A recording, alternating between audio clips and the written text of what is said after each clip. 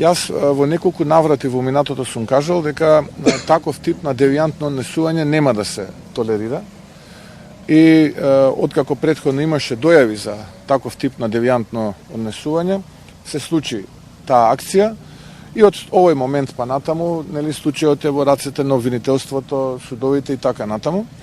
Апсолутно сум го кажал тоа многу пати во минатото, ќе го повторам дека тоа нема да се толерира. Знаете, во минатото имавме и уште неколку вакви случаи, меѓу другото ќе го потенцирам и случајот со директорот на гериатрија и слично.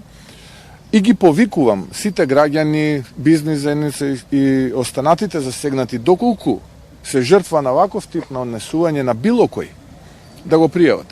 Еве, ги охрабрувам тоа да го пријават, затоа што нема поголема штета за едно општество од ваков тип на девијантно однесување. И затоа еве ја користам оваа можност преку вас, медиумите, да им се обратам на сите оние кои што се жртва на ваков тип на однесување, тоа истото да го пријават, а потоа имаме ние механизми како да дојдеме до докази и како сето тоа да биде санкционирано. Мора еднаш за секогаш да се стави крај на ваквите работи ако сакаме да одиме напред.